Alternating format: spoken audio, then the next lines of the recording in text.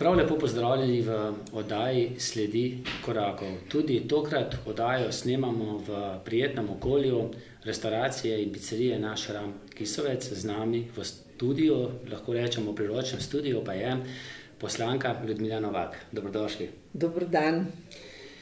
Najprej bova začela z rokovanjem.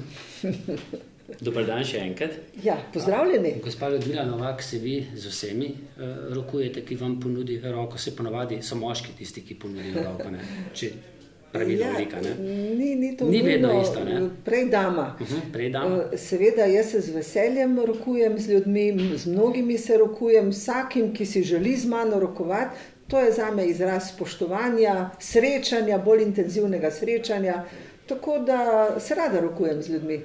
Veste, zakaj sem vas to vprašal? Ja, predvidevam, ker sem se rokovala na nekem srečanju oziroma na večjih srečanjem tudi z bivšim predsednikom Milanom Kučanom, pa se je nekaterim to zdelo sporno. Mislim, da je to stvar olike, če se z nekom srečaš, je prav, da se tudi rokuješ, še posebej, če ti kdo ponudi roko. Mislim, da sem jaz enkrat potem malce kasneje o tem za Reporter napisal tudi kolumno, da tisti, ki vam je očital, je nekaj časa, ne vem, v tistih najbolj pomembnih dnevih za Slovenijo celo sedel s tem gospodom, takratnim predsednikom predsedstva in gradil Slovenijo, ne? Za isto mizo. Ja, tudi član njegove stranke, komunistične partije je bil takrat, ampak to je pač zgodovina nekega človeka. Jaz nisem bila nikoli v partiji, nikoli v zvezi komunistov, ampak spoštujem bivšega funkcijo kot bivšega predsednika in kot človeka, ki ga pač srečam ob raznih priložnostih. Z njim pa nikoli nisem imela nobenega intenzivnega pogovora, kvečemo se parkrat pošalil, če še igram košarko ali pa kaj tako priložnostnega, sicer pa še nikoli nisem imela z njim nobenega resnega pogovora, zato se mi zdi prav smešno, da se zdi nekomu to sporno, če se z nekom rokuješ in ga pozdraviš. No, to vam je mimogrede, da ne bova skrivala imena, očital Janez Janša, ne? No, sej to se ve. Ja. No, in če se z njim srečate v parlamentu, recimo, ali pa če se dolgo ne srečata, se rokujeta? Ja, kadar je pač taka priložnost, ko smo bili na kakem skupnem sestanku, seveda. V parlamentu se ravno ne rokujem, ampak se nadaleč pozdravimo, bližnjega srečanja pa že dolgo nisva imela. No, sej dejstvo je, ne, politiki, če se politiki ne boste pogovarjali, rokovali, kdaj tudi kofetkali, potem ne vem, kam nas to pelje, ne? Ja, nimam nobenih zadržkov, ampak to še ne pomeni, da se pač z nekom strinjam. Če mu dam roko ali če ga pozdravim, to je povsem normalno, lahko pa imaš drugačno mnenje ali pa ne želiš take politike, kot jo nekdo vodi. In to še ne pomeni potem, da sem na koga jezna. Jaz nisem na nikogar jezna, ampak pač svoje mnenje glede določenih politikov, načina političnega delovanja, sem pa pač bila kritična. No, kakšno leto nazaj sva se midva srečala v studiu televizije ETV, kjer sem bil takrat zaposlen. Takrat so bile predsedniške volitve. Takrat sva govorila o pričakovanjih. Seveda, mogoče so bila pričakovanja tudi vaša malce višja, kakšen odstotek več, pa vendarle, kako gledate zdaj malce z distance na tisto predsedniško tekmo? Vsi smo takrat vedeli, da bo to tekmo težko dobiti proti takratnemu in sedanjemu predsedniku Borutu Pahorju, to smo vedeli. In tudi zaradi tega pravzaprav večina moških v stranki ni želela kandidirati. Nihče od tistih, ki sem jih prosila, da naj gredo v ta boj, vsi so bili previdni, vsi so bili zadržani. Stranka se je pa odločila, da bo imela svojega kandidata in ker sem bila takrat predsednica, sem morala potem prevzeti to odgovornost. Seveda, če bi se stvari drugače poklopile ali pa v drugačnih okoliščinah, bi lahko bil rezultat tudi boljši. Ne nazadnje, zakaj pa jaz ne bi mogla biti predsednica države? Ne nazadnje so mi vsi priznavali, da je moja kandidatura verodostojna. Seveda sem pa zastopala stranko, in tudi druge stranke so imele svoje kandidate oziroma kandidatke, potem je pa logično, da pač ljudje podprejo svojega. pa tudi te javnomnenjske ankete oziroma mnenjski voditelji so ves čas usmerjali pozornost na enega protikandidata z določenim Marjana Šarca, z določenim namenom in tukaj vidimo, kako se da tudi usmerjati javno mnenje, ker so ga delali za nove državnozborske volitve. Tako da v Sloveniji je ta model preizkušen, da mediji, glavni mediji usmerijo pozornost na nekega človeka, ki ga pač želi nekdo narediti za neko funkcijo. Ste mogoče takrat, ko ste napovedali kandidaturo za predsednico Slovenije, pričakovali, da bodo nekako vas podprli tudi preostali dve pomladi stranki? Ne, tega nisem pričakovala. Že takrat niso bili najboljši odnosi med Novo Slovenijo in SDS oziroma njenim predsednikom, tako da sem vedela, da bodo dali močno protikandidatko tudi zaradi tega, da ne bi Nova Slovenija dosegla boljšega rezultata. Ampak to je pač del politike, del politične igre. Nenazadnje sem pač želela predstaviti naš program, naše vrednote, kaj razmišljam, kako si predstavljam funkcijo predsednika. Tako da jaz nisem tako rekoč z nobeno drugo stranko tekmovala, ampak samo predstavljala to, kar sem pač želela povedati kot članica Nove Slovenije in zastopnica krščanske demokracije. Omenili ste, da takrat v tem pomladnem bloku, pa predvsem med SDS-om in Novo Slovenijo, ni bilo prave ljubezni. Čeprav to mogoče človek kar težko razume, ker nenazadnje je bila prav vaša stranka tista, ki je v tej drugi Janševi vladi ostala z njim nekako vse do konca, ne? Ja, mi smo vztrajali do konca, ker so bili tudi taki sklepi naših organov, da je za Slovenijo boljše, da ima neko stabilno vlado, da ta vlada, ki je začela dobro delati, reševati problema, deluje naprej in zaradi tega je pač Nova Slovenija v tisti vladi vztrajala, ko so jo vsi zapuščali. Ampak v politiki se pač take stvari ne cenijo pretekle zasluge. Ali pa se kmalu pozabijo. Ali pa se kmalu pozabijo in potem o prvi priložnosti smo pa dobili kar nekaj polen pod noge. Mene osebno so razglasili žvižge ali pa tvite, čivke. In zakaj ste dobili takrat žvižge? Ste takrat rekli, da je tudi na desni strani treba biti demokrat, ne? Nekako tako, demokratično gledati na vse skupaj. Takrat smo v parlamentu sprejemali arhivski zakon. To je bilo, Ja, in mi smo tisti zakon zelo dobro preučili, zato ker je to zelo ideološka tema lahko. Ne? Ampak po vsem tem, kar smo preučili, se posvetovali strokovnjaki, smo ugotovili, da pravzaprav ta zakon bolj odpira arhive in da ni nobenega razloga, da ga Nova Slovenija ne bi podprla. Tudi ves čas je razprava potekala v tem smeru, da so se upoštevali tudi predlogi SDS-a in je vse kazalo, da ga bodo tudi oni podprli. Zadnji trenutek pa smo opazili v parlamentu, da so dobili drugačno povelje in zakona niso podprli. Hkrati pa čivk, da sem jaz izdajalka, podpiram UDBO, zapiram arhive in podobno. Seveda je to sprožilo pri naših članih, pri naših volivcih negodovanje oziroma dvom tudi vame, zakaj sem to naredila, zakaj je Nova Slovenija izdajalka in tako naprej. Ampak gledajte, to je bilo namerno narejeno za ideološki boj in tudi povzročanje škode Novi Sloveniji. Seveda pa mi smo po terenu razlagali ljudem, v čem pravzaprav je problem, oziroma da ničesar se nič ne zapiramo, kaj ta zakon pomeni, s kakšnim namenom je bilo to storjeno. Tako da smo imeli kar precej dela. Ampak takrat sem videla pravzaprav nefair ravnanje in namen uničiti Novo Slovenijo in tudi mene kot predsednico. Jaz sem seveda se temu uprla, povedala svoje mnenje in po tem, ko sem iz dneva v dan brala v nekaterih medijih, kakšna izdajalka sem, kako podpiram UDBO in podobne stvari, sem pa potem tudi sama jasno in glasno povedala, kaj si mislim o takšnih komentarjih oziroma o ljudeh, ki tako govorijo. In potem je priletel še kakšen žvižg, ne? Seveda, potem pa so bili še žvižgi, negodovanja, da ne bi smela jaz nikogar kritizirati, ampak jaz sem dovolj potrpežljiva, se ne razburim za vsako malenkost ali pa odreagiram, ker vem, da vse to je del politike, ampak ko je mera bila polna in ko sem videla, da pa se eni privoščijo vse, mi bi morali pa biti kar tiho in to z mirom prenašati udarce, sem se pa odločila, da pač to tako ne gre.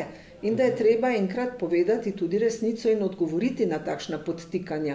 In to sem naredila. Ste se v tem času želeli kdaj tudi, ali pa ste se kdaj tudi osebno srečali z prvakom SDS-a Janezom Janšo in se o tej temi tako v arhivih, kot v teh žvižgih, recimo čisto osebno ob kavici pogovorili? Je bila želja vaša, je bolj stranska želja bila? No, smo imeli pogovore in tudi osebno ob čaju sva se srečala v času, ko je Nova Slovenija vložila v parlament zakon o prikritih grobiščih in pokopu žrtev. Še ena tema, ne? Še ena, bomo rekli, ideološka tema. Mi smo pa želeli predvsem, da se stvari začnejo urejati, ne samo, da o tem govorimo in to temo izrabljamo ali pa zlorabljamo tudi ljudi, ki trpijo zaradi tega, ampak smo želeli s tem zakonom reševati probleme, torej, da je možnost, da vendarle mrtve pokopljemo, da se grobišča uredijo, da se seznami uredijo in podobno. Vendar zanimivo, prav ta stranka, ki neprestano govori o tem, pa tega zakona ni želela podpreti, celo nasprotno. Na terenu so mnogi ljudje sklicevali okrogle mize, govorili še o enem izdajstvu Nove Slovenije, kaj bomo zdaj spet naredili.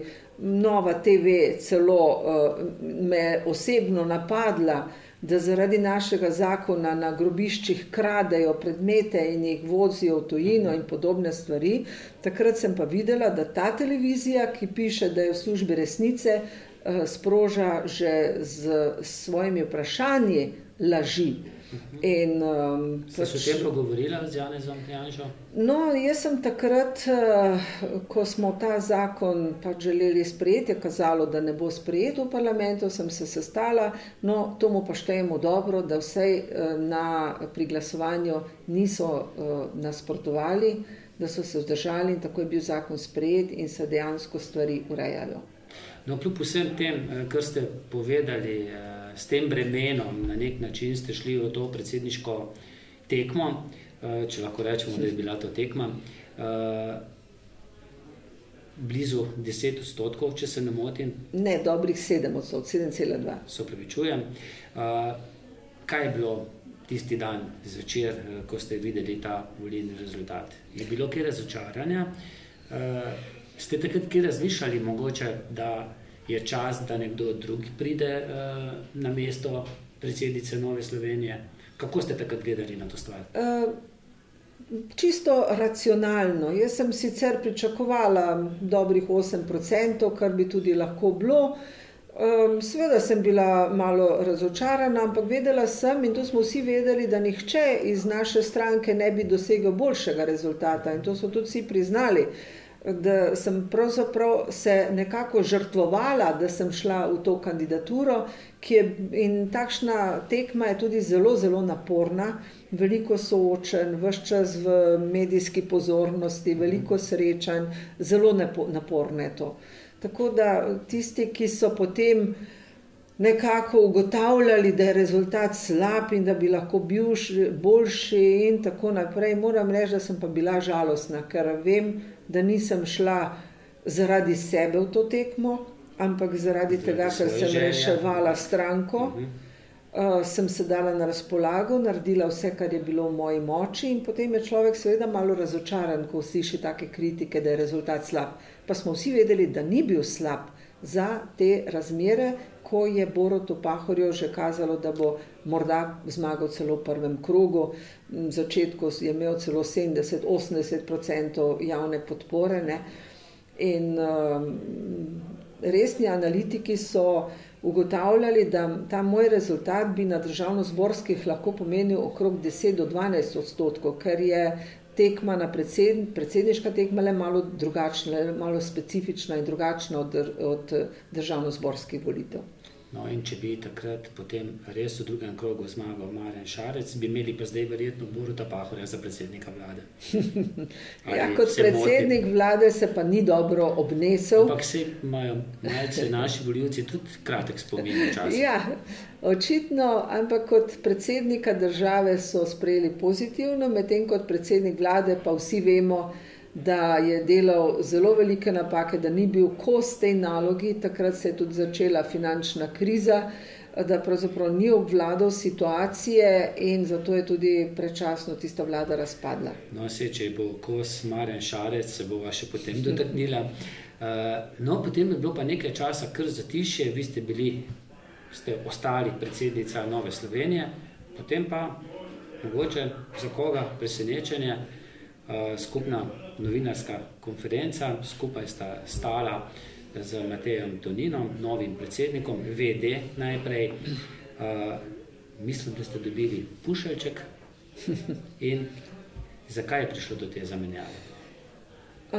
Jaz sem že kar nekaj časa razmišljala, da ne bi več kandidirala za predsednico že pred prejšnjim kongresom. Mi imamo volilni kongres vsake 2 leti. Ampak smo se na zadnjem posvetu odločali o tem, da bom peljala stranko na volitve, potem pa pride do zamenjave, kar sem si tudi sama želela. No, tukaj pa zdaj po teh predsedniških volitvah pa so nekateri menili, da je čas za zamenjavo pred volitvami, so si to želeli, to nekako pričakovali. Seveda, ne da bi se sama oklepale te funkcije, nikakor ne, ker ni lahko nositi ta križ, to odgovornost za celotno stranko. Ker sem pa videla, da so želje velike, da je tudi energije veliko, sem se pač umaknila namesto na kongresu v jeseni, pač predčasno. In če se ne motim, ste vi, ko ste se nekako umaknili, ko ste se sprijaznili s tem, da ne boste več predsednica Nove Slovenije, najprej predlagali gospoda Horvata? Ja, gospod Horvat ima znotraj stranke velik ugled in vem, da bi bilo to za stranko najmanj problematično. Tako me je pa skrbelo, kako bo članstvo sprejelo to zamenjavo, kaj bo to pomenilo na volitvah, ali bo to dobro za stranko, ali tukaj ne gre zame osebno. Jaz sem si želela čimprejšnjo zamenjavo, vendarle je bila to tvegana poteza, kaj bo to pomenilo na parlamentarnih volitvah. In zaradi tega me je skrbelo in sem najprej ponudila Jožetu Horvatu, ki sem ga predhodno tudi prosila, da bi kandidiral za predsednika države, vendar je odklonil obe kandidaturi in tako potem... Tudi to za predsednika stranke? Ja, tako. Seveda Matej Tonin kot dober politik oziroma človek, ki pač si tudi želi take funkcije. Ki je nekako veljal leta nazaj, nekako, da bo tisti, ki bo nekoč nadomestil Ljudmilo Novak. Ja, zagotovo. Bil je ambiciozen, šolan politik, že od mladih let tudi bil dejaven preko občinske politike. Skratka, ima te sposobnosti, da bi bil in sedaj seveda je naslednik, vendarle čas te menjave se meni takrat je zdel malo kočljiv. Ampak, vi bi počakali? Ja, po volitvah, ker večina strank tako naredi, ne menjava predsednika pred volitvami. Ampak, ko sem videla, da so želje velike, zagnanost velika, sem pa rekla, pa dajte, pa naredite, pa pokažite. Ste postavili kakšen pogoj, se bom umaknila, ampak želim pa recimo biti prva na listi za evropske volitve? No, jaz nisem tega pogoja nikoli postavljala. Bili pa ste že evropska poslanka? Ja, bila sem evropska poslanka, tudi na zadnjih 2 volitvah sem bila na kandidatni listi, ampak vedno sem dajala prednost drugim, ker sem pogosto slišala od naših članov, da predsednica mora biti doma, da jo potrebujemo doma. in tudi zaradi tega sem vedno dajala drugim prednost. No, zdaj pa niste predsednica. Zdaj pa nisem več predsednica in sem na razpolago. Si želite biti na prvem mestu? Če bom na listi, potem zagotovo želim biti na prvo mesto. Na prvem mestu ni to zame noben pogoj, da moram biti evropska poslanka, bi pa z veseljem nadaljevala to delo, ki sem ga nekoč že opravljala, takrat pravzaprav z nobenimi velikimi političnimi izkušnjami, pa mislim, da sem kar dobro opravljala delo evropske poslanke, tako da bi ga tudi zdaj z veseljem nadaljevala z novim znanjem, z novimi izkušnjami, tako da bomo videli, kaj bo.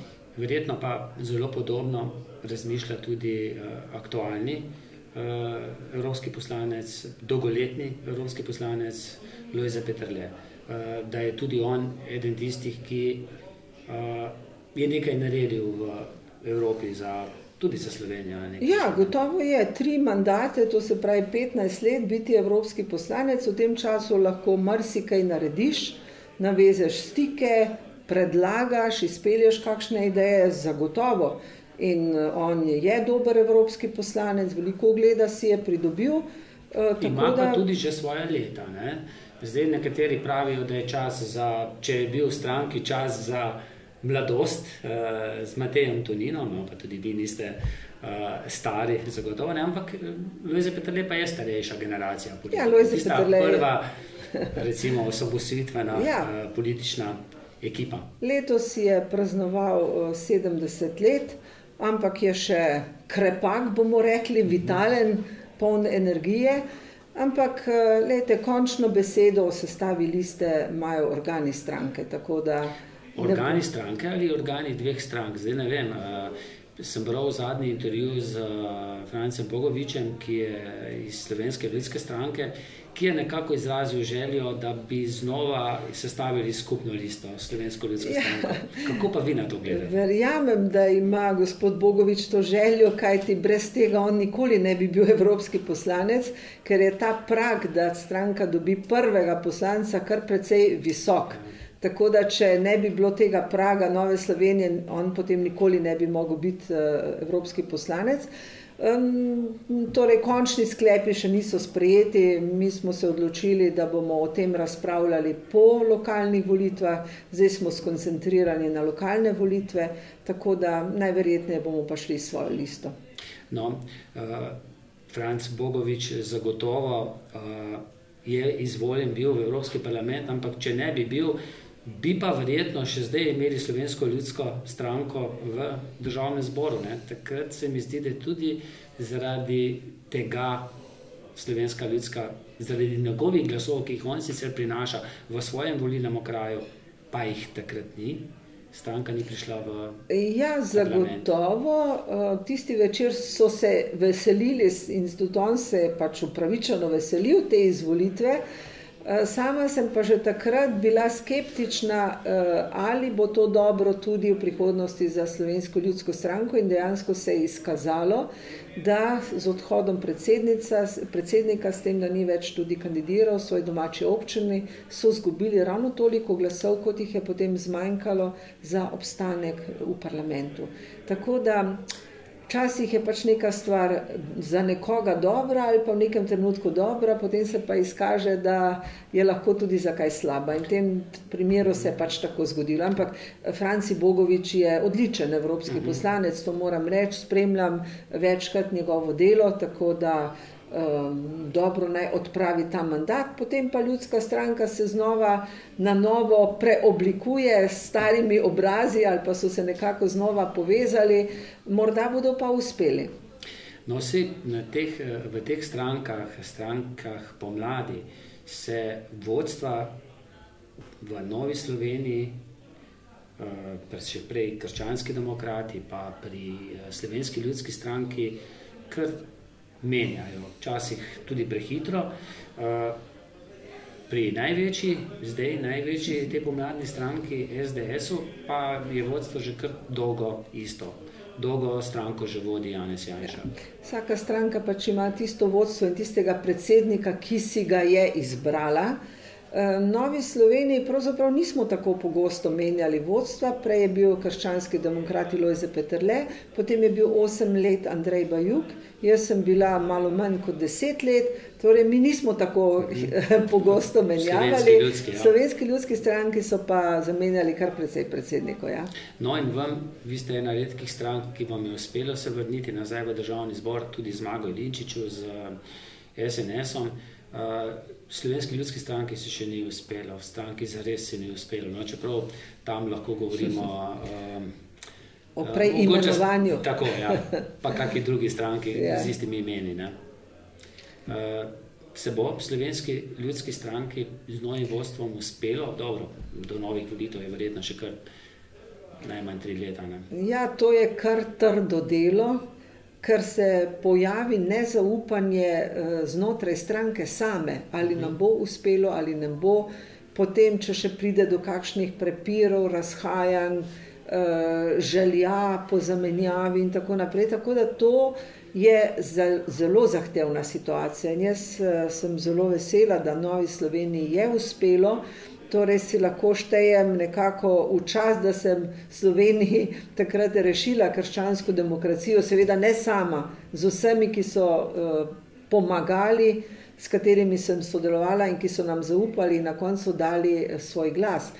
Potem pa pride tista psihoza pred volitvami, ko gledajo ljudje ankete, pa reče, se tem ne bo uspelo, moj glas bo šel nič, bom raje dal nekomu drugemu, pa ta mora zmagati, da ne bojo oni zmagali, pa bom temu dal glas. Pride potem do določenih kalkulacij in zaradi tega je tisto dogajanje pred volitvami lahko zelo odločilno. Lahko nekomu dobro kaže, pa bo kakšna anketa pokazala tako, da je na meji stvar in bodo ljudje volili drugače. Tako da želim uspešno delo Slovenski ljudski stranki, je naporno, zahtevno, ampak očitno imajo voljo, tudi zdaj so se nekako spet poenotili, združili, povezali. Res pa tudi je, da se Sloveniji pač politični prostor preoblikuje, da so ljudje tudi drugačni, se spreminjajo, kot se čas spreminja. Nekoč je bilo tudi več kmečkega življa, ki je podpiralo ljudsko stranko, zdaj je tega precej manj in seveda se vprašamo potem, kje je tista baza, iz katere lahko črpamo. Če bi vsi ljudje, ki ne gredo na volitve, pa se nekako vendarle pripadajo desnemu polu, potem seveda je to mogoče. Kolikor se pa ti glasovi samo znotraj desnega pola prelivajo, potem pa nikoli več ne bomo imeli desne vlade. Ste kdaj razmišljali, da glede na to, da imate v imenu tudi krščanski demokrati, da to mogoče tudi kakšnega volivca te desne strani odvrača, čeprav se meni to zdi čudno, glede na to, da v zadnjih letih zelo, ko so se pojavili migracije, ko so se pojavili, zelo veliko opozarjajo, ne? Evropa je krščanska, ne? Ohranimo krščansko, to so naše korenine. Človek mislil, da bo to raslo.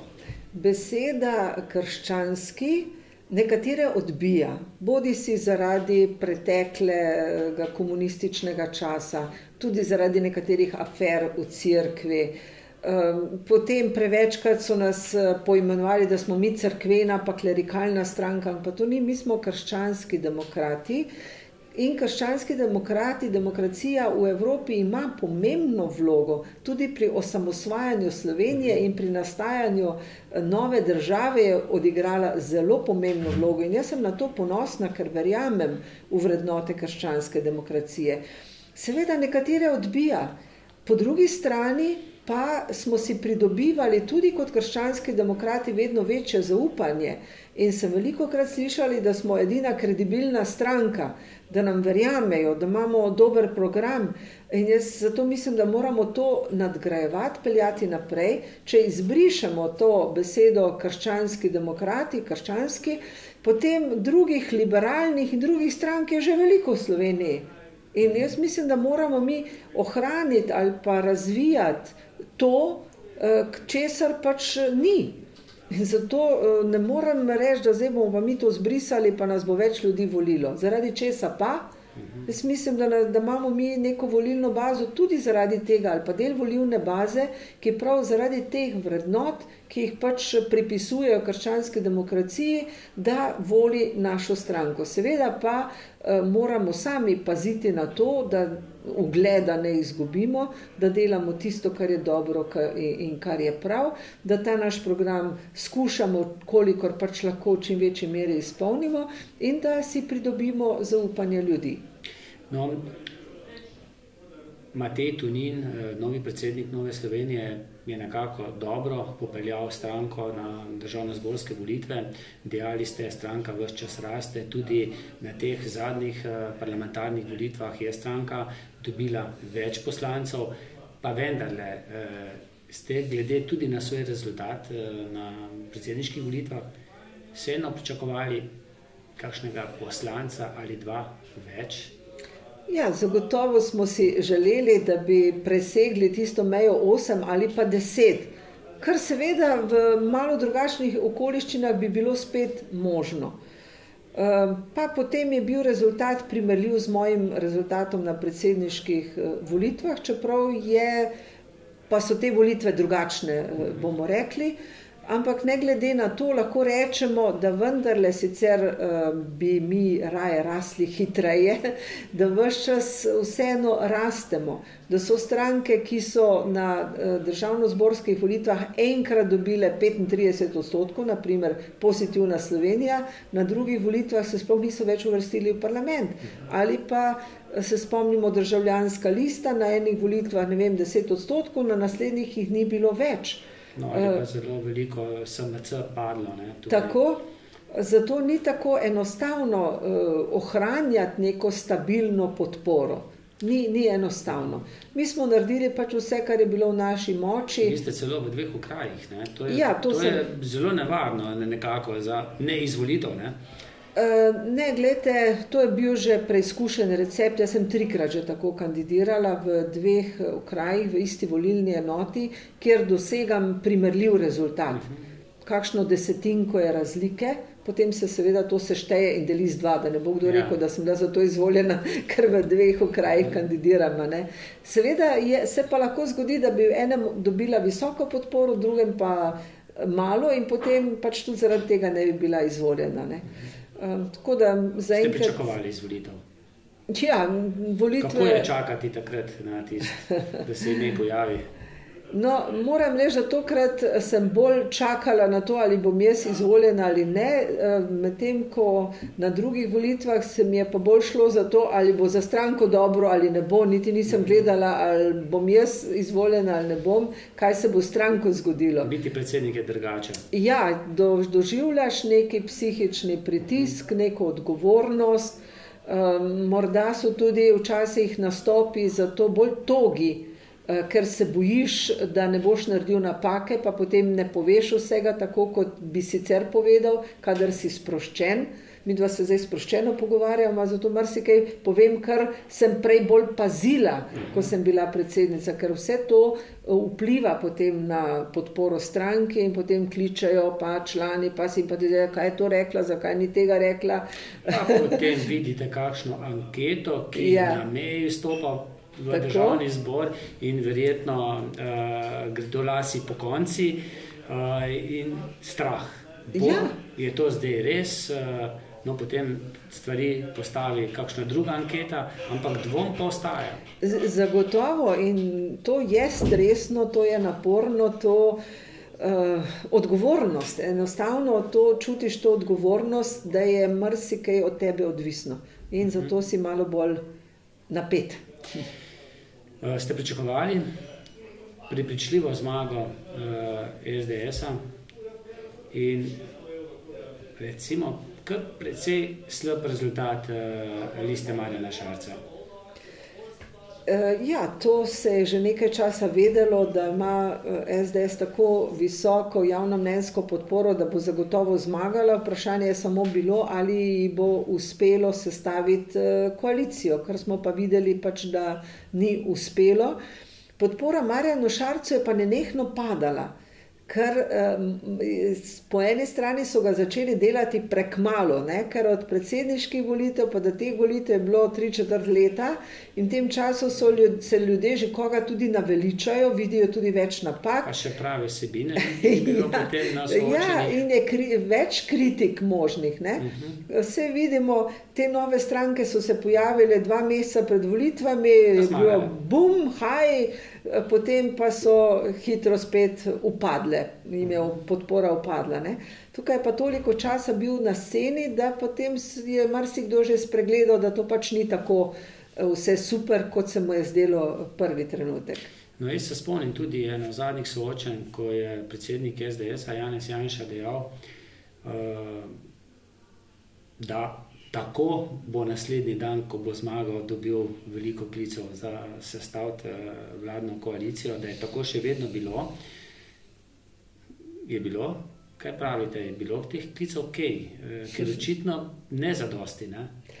Ja, tokrat je očitno bilo drugače. Veste, se tudi na prejšnjih volitvah so mene kar naprej spraševali, ali bomo šli v koalicijo z Janezom Janšo. In jaz sem ves čas govorila, da bomo šli, ker je to bila tudi volja naših volivcev, ker naši volivci, tudi če koga ne marajo, ampak vseeno si želijo, da bi desnica bila spet kdaj na oblasti in imela pomembnejšo vlogo v Sloveniji. In tudi zaradi tega sem seveda govorila, seveda bomo sodelovali in še zdaj, tudi kasneje sem rekla, bomo sodelovali z SDS-om, kot pa vemo, kot pa veste, sem pa pač kritična do njihovega predsednika. In tokrat so pa druge o tem spraševali. In če je nekdo toliko krat ponovil, da ne bo šel z Janezom Janšo vlado, je potem težko to besedo kar tako požreti in se odločiti drugače. Zato so te stranke vložile tako veliko napora v to, da bi sestavile levo vlado. No, in potem so se začele stranke sestajati. Janša je čakal svojo stranko, bolj kot ne. Marjan Šarec je bil zelo aktiven. Dolgo časa se je zelo aktivno pogajala, celo na obeh straneh malce, tako z SDS-om kot z to vladajočo koalicijo. Brez Levice še takrat Matej Tonin s svojo ekipo. In prej ste dejali sposoben politik in to svoje sposobnosti na nek način pokazal tudi, ko je bil predsednik Državnega zbora. Nekako bi kar lepo vse štimalo. Mnogi so že videli takrat stranko v tej koaliciji, da bi bila to nekakšna sredinska, levo-sredinska z primesjo desnice vlada. Ni prišlo do tega. Razočarani? Ta vlada, ki je sedaj, je seveda zelo naporna, oziroma za koalicijske partnerje je to zelo naporno. 5 strank plus 1, tako rekoč, to je veliko zahtev, veliko usklajevanj. Videli smo, prej so bile 3 stranke v prejšnji vladi, pa so bile napetosti čedalje večje. Za Slovenijo bi zagotovo bilo bolje, če bi Nova Slovenija bila tej vladi, ker vseeno je glas razuma, pri Levici včasih to pogrešamo, pa pač žal imajo takšno podporo. Kako mislite, da bi po vašem članstvu to sprejelo, če bi šel Matej Tonin z Novo Slovenijo v... Glejte, spet bom rekla, da so bila tukaj različna mnenja. Eni nikakor ne želijo v levo vlado ali pa z levimi strankami, da sodelujemo, drugi so bolj pragmatični in pravijo, ja, pojdimo v to vlado, pa uresničimo svoj program. Tako da nekateri, če pogledamo Janez Janša, torej bi lahko šel z levimi strankami v vlado, Nova Slovenija pa ne sme, lahko gre samo z Janezom Janšo. Jaz takega načina razmišljanja ne podpiram, ker potem smo večno obsojeni samo na enega partnerja, ki pa ni vedno najbolj partnerski. Sama sem zagovarjala stališče, da mi postavimo pogoje, take resne pogoje, in ukolikor pač dobimo, naši pogoji so sprejeti in se tudi uresničujejo, potem jaz nimam nobenega zadržka, da bi šla tudi z levimi strankami v vlado. Ste bili del pogajalske ekipe? Ne.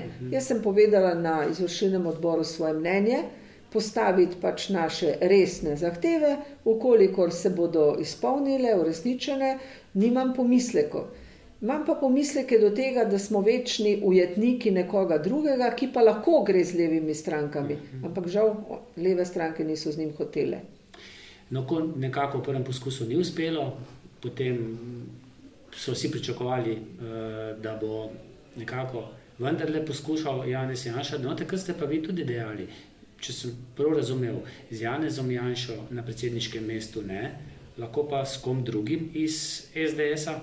Ja, to bi bila... Zakaj ste to povedali? Nalili čistega vina? Jaz sem to že velikokrat povedala, torej nisem povedala nič novega, prav zaradi tega nepartnerskega odnosa, zaradi izgubljenega zaupanja in pa tudi zato, ker toliko ljudi v Sloveniji pač ima nek odpor ali pa negativen odnos do predsednika te stranke. Zato dvomim, da bi tudi njegova vlada bila uspešna, ker mislim, da bi se takoj začele pojavljati nove afere, nova potikanja, karkoli, in bi tudi takšna vlada bila zelo težka in naporna. Bi bila pa možna rešitev, da bi zmagovita stranka dala na mesto predsednika vlade pač nekoga drugega iz svojih vrst. Ste pričakovali to?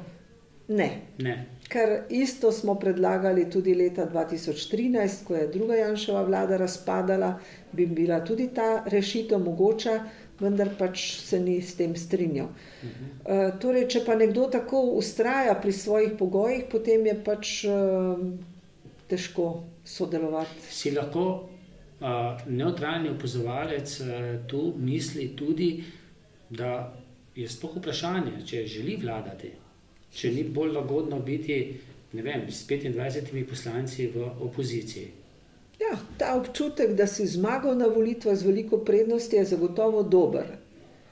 Da vladati je zahtevna naloga, še posebej, ko se spet napovedujejo različne krize, ki so pa vedno del življenja in tudi politike.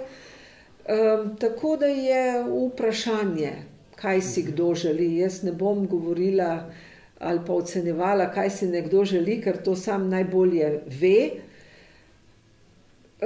Tako da po eni strani biti zmagovalec je dobro, po drugi strani pa je to tudi po svoje pirova zmaga, če ne pride potem do sestave vlade. Pričakujete predčasne državnozborske volitve? Ali bo Levica tista, ki bo nekako zagotavljala, da vlada vendarle ne bo padla, tudi če ne bo del vladne koalicije? Pravzaprav skoraj nikomur ni do tega, da bi bile takoj nove državnozborske volitve. Malce zaradi denarja? Tudi zaradi denarja. Računih, ne? Tudi zaradi denarja. Vse so volitve ene za drugimi, zdaj so lokalne volitve, ki spet niso poceni, pa lahko, čeprav zagotovimo samo tiste najbolj osnovne stvari, od pošte do plakatov, do tega, potem so evropske, prej so bile predsedniške. Vse to je velika finančna obremenitev za stranke. Pa tudi trenutno nobeni stranki tako zelo dobro ne kaže, da bi si želela na volitve. Zato predvidevam, da bo vsaj nekaj časa ta vlada vztrajala tako ali drugače. Veste, da je zdaj bil podpisan sporazum tudi celo s poslancema manjšin, kar v preteklosti mislim, da je že nekoč bilo, ampak pred davnimi leti, da sta manjšinca del koalicije. Seveda lahko kdo manjka, lahko kdo glasuje drugače, pa potem so vseeno zakoni sprejeti. Mi smo se odločili, da če bo nekaj dobro za ljudi, potem bomo to podpirali, vkolikor pa ne, pa seveda nikakor ne. Tudi razne kadrovske zadeve niso stvar opozicije, mi bomo pač kritični, potem bomo povedali naša stališča, sami tudi smo že vložili kar nekaj novih zakonov, s katerimi rešujemo določene probleme in to je zanimivo, da vse te stranke pravijo, ja, to je treba rešiti in obljubljajo recimo dvojni status upokojencev. regresni zahtevki, kar se sliši malo čudno, ampak če bi imela več časa, bi to razložila. Ampak ne bomo, to bomo mi sami.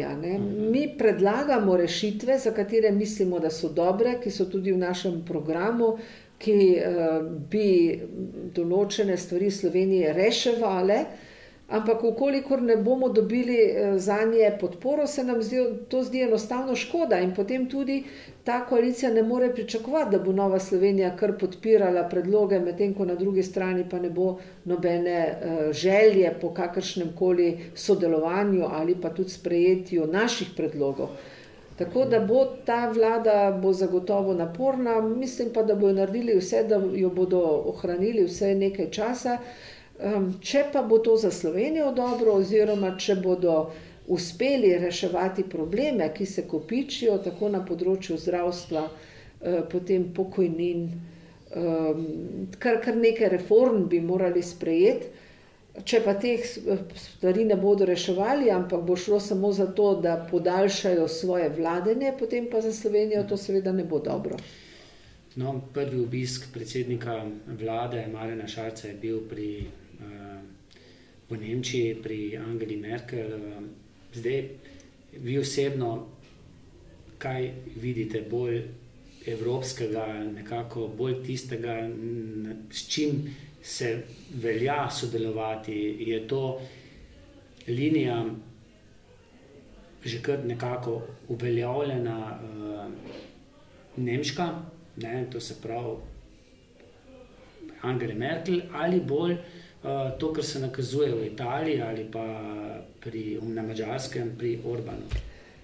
Ja, glejte, prvi obisk predsednika vlade je bil v Bruslju in pa v Berlinu. Zakaj? Zato, ker tako Bruselj oziroma Evropska unija je za Slovenijo izredno pomembna. Vidimo zdaj, kakšen preplah je v Veliki Britaniji, ko bo prišlo do Brexita, pa dogovor ni sklenjen, koliko stvari se bo spremenilo. Čeprav Evropska unija ima svoje probleme, to je kompliciran sistem, pa vendarle kot skupnost držav 27, 28 do zdaj smo močnejši sogovornik, tudi resnejši tekmec močnim akterjem, tako na vzhodu, v Aziji kot v Ameriki. Pravzaprav so nekateri pomagali povzročiti v Evropi tudi krizo, zato da bi jo oslabili. In predstavljamo si Slovenijo, ki je sama tako rekoč, ki ima tudi sosedi svoje probleme, če se nam zaprejo določene povezave, ki jih imamo, ali pa gospodarstva, kaj bi potem? Zato tisti, ki govorijo, da je treba razpustiti Evropsko unijo ali pa da ni pomembna, se ne zavedajo, kaj govorijo. Evropska unija je izredno pomembna, ker je to zveza držav, ki ohranja mir na tem kontinentu, ki omogoča medsebojno sodelovanje, trgovanje, gospodarsko sodelovanje, prehajanje meje. Mi se tega niti zdaj več ne zavedamo v celoti, kaj to pomeni. In zakaj nemško gospodarstvo? Zato, ker Nemčija je naš največji gospodarski partner. Pravijo, da ni avtomobila, ki je izdelan v Nemčiji, da ne bi imel nekaj slovenskih delčkov.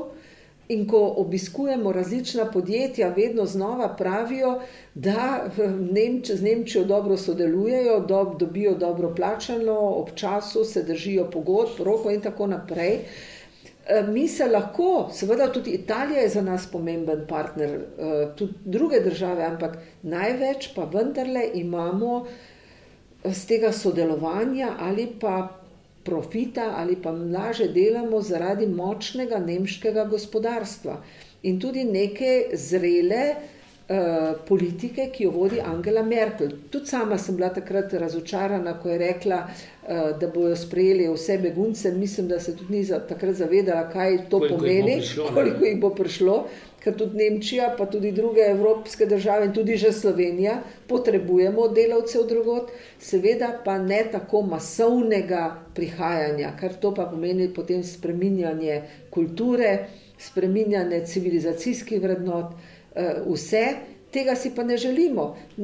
Pred kakšnim mesecem je bil Dalaj Lama v Evropskem parlamentu in je rekel, Evropa pripada Evropejcem. In je prav tako, tukaj se je vedno pretočna, sej ljudje prihajajo drugod, pa tudi odhajajo drugam, ampak vendarle, da se ohrani neka civilizacija, neka kultura, neke vrednote, pa vendar ne moremo masovno zamenjevati našega prebivalstva. Zato Evropa pripada Evropejcem. Kot je dejal Dalaj Lama. Zanimivo pa, da Evropejec, papež, pa ne reče tako. Ja, ampak je pa iz nekje drugje prišel. Seveda, treba je pa pomagati tistim, ki so v nesreči, ki so v težavah. In zato razlikujemo med begunci, ki so v življenjski nevarnosti, in migranti, ki pač iščejo boljši kos kruha. Kar seveda ima vsak pravico iskati boljši kos kruha. Ali pa brezdomci, ja. Pa jih mogoče kazensko sankcionirati, zato ker pač nimajo svojega stanovanja. Ja. No, to, kar se zdaj na Madžarski dogaja. To pa je spet druga plat zgodbe. To je pa druga skrajnost. No pa če dokončam, kje jaz vidim rešitev ali pa v kateri smeri mora Evropa delati, je prav, da pomagamo na izvoru težav. Recimo, veliko je teh migrantov iz Afrike, kjer so potekajo razni boji, kjer so državljanske vojne, kjer so vremenske spremembe, kjer je življenje težko. Sama bi se kar razjokala, ko sem bila nekajkrat v Afriki in sem videla, v kakih razmerah ljudje živijo. Ampak tam jim je treba pomagati, da bodo lahko sami poskrbeli zase, da investirajo, da se ta denar tudi prav porabi. In Evropa je največji svetovni donator. Preko 80 milijard letno dajo evropske države in Evropska unija za pomoč državam tretjega sveta. To ni malo denarja, največji svetovni donator. Ampak da bi ta denar bil tudi dobro, koristno in prav porabljen. Večkrat se zgodi v teh državah, da gre v žepe vladajoče elite in ne pride do ljudi. Zanimivo, tako kot pri nas tudi včasih. Ja, tam pa še včasih to veliko bolj. Ni pa rešitev v tem, da bomo celo Afriko pripeljali v Evropo. In zato, ker to za njih ne bo dobro in tudi za nas ne. Ker ne bomo mogli integrirati, ker bodo napetosti, ker bo potem lahko tudi kaos. Torej, da je treba tudi ta migracijska politika mora biti premišljena, razumna. Seveda to, kar pa dela Orban, po eni strani ima prav, da je treba Evropo ohraniti, evropsko, naše civilizacijske vrednote, to. Po drugi strani pa spet ukrepe, ki pa jih sprejema, pa niso najbolj v duhu spoštovanja človekovih pravic, ampak gredo mogoče včasih tudi kakšno drugo skrajnost. Takšne ukrepe pa vemo, da so v preteklosti potem pripeljale do različnih izmov in diktatur v različnih državah. No, če Nova Slovenija ni v vladi, pa je nekako vladno službo dobil Janez Pogorelec, ampak mislim pa, da je izstopil iz Nove Slovenije. Ja.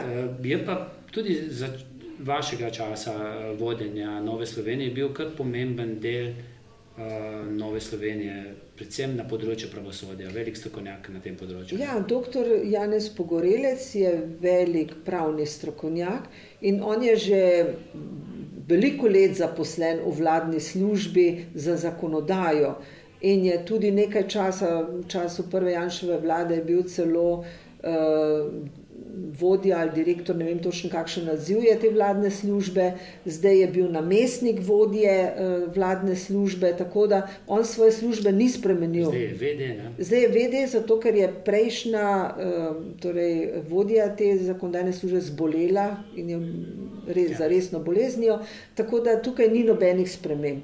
Je pa bil, sama sem ga povabila kot člana v izvršilni odbor, ker se mi zdi, da je njegovo razmišljanje takšno, včasih tudi bom rekla posebno, izvirno, veliko stvari ve, pozna, ima dobre predloge. Ne morem reči, da se vedno strinjam z vsemi predlogi, ki jih je dal, ampak je pa zelo bil motiviran in zelo razmišljujoč človek.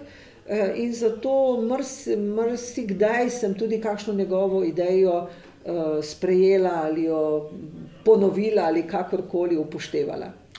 Ni pa več del Nove Slovenije, kolikor vem.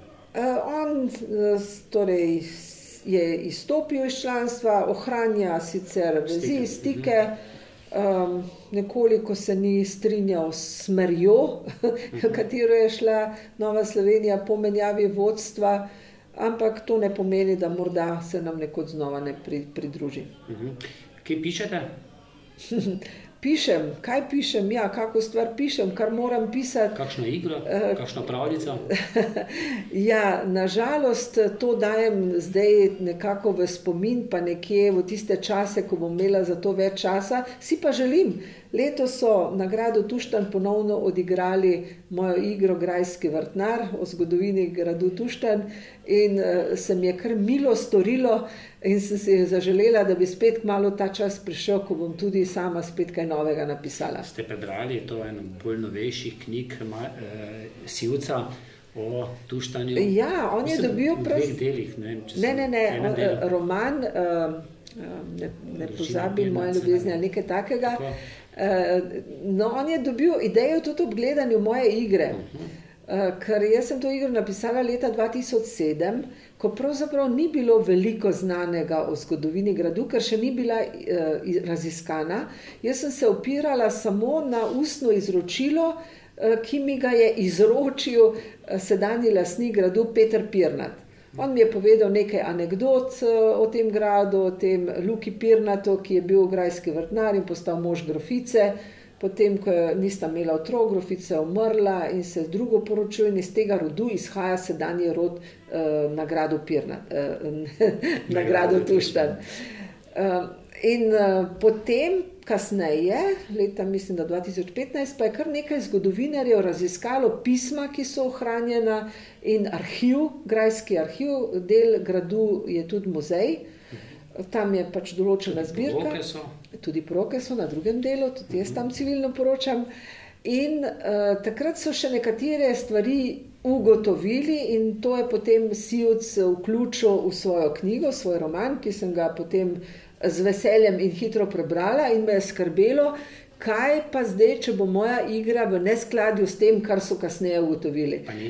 Ne, jaz sem se opirala pač na tisto ustno izročilo, ki drži, seveda igra kot taka je pa izmišljena, ne? Samo določena zgodovinska dejstva pa so resnična. Pravljice ne boste napisali, se ne boste prijavili na natečaj, ki ga je založba Nova obzorja objavila, ne vem, Kekec brani Kolpo, ja. Taka domoljubna. Pravljice berem, ker imam 6 vnukov, 7 je na poti, tako da berem tudi iz te knjige, sem jih že nekaj prebrala svojemu največjemu vnuku, ki sedaj hodi 1. razred. Ja, tudi pravljice si želim, včasih sem si jih kar izmišljala, ko sem jih pripovedovala svojim nečakom in morda jih bom spet kdaj napisala kakšno. Na tisti razpis pa se seveda nisem prijavila, ker mislim, da nameni ali pa cilji tistega razpisa niso najbolj humanistični, pa tudi nasprotju z mojimi vrednotami. Tudi z mojimi, zato zagotovo ne bom odposlal svojega dela. Bom pa nekomu, ki bo všečkal to oddajo na mojem Facebook profilu, ki je komentiral, jo delil, 2. Enemu bomo podarili pravljico o živalih, torej to mojo zbirko pravljic, drugemu pa bomo podarili bon za pedikuro v kozmetičnem salonu Petra Izlake, ki je tudi ena izmed podpornikov, da lahko oddaje sploh snemamo. Poleg tega pa nam snemanje oddaje omogočajo še Borod Gošte, SP, vodovodne in ogrevalne inštalacije, pa kozmetični salon Petra Izlake in ta prekrasna restauracija in pizzerija, naš hram Kisovec, ki se v teh dneh prenavlja. Torej, ko bova naslednjič snemala, če boste še prišli, bo verjetno že kaj drugače. No, prej sva si ogledala tu zunaj skakalnice. Ko ste bili vi županja Moravč, mislim, da je takrat bil zelo uspešen Peter Peterka Primož Peterka, se upravičujem. Peterka se reče. No, takrat je bilo kar nekaj skakalnic. Ne, 2, 1. Ja, ena je bila v Moravčah, pa na Svetem Miklavžu. Torej, Moravče so nekoč imele najslavnejšega skakalca, seveda je kasneje treniral drugje, ne v Moravčah, ker tam so bile male skakalnice. Tudi zelo zagnana ekipa trenerjev je bila, žal pa tiste skakalnice niso bile več varne in niso ustrezale novim pogojem. V mojem času županovanja so celo skakalci s pomočjo občine kupili neko zemljišče, kjer bi postavili nov skakalni center. Žal pa nasledniki, oblast v občini ni bila temu več naklonjena in potem je tudi pripravljenost ali pa zanimanje nekoliko upadlo.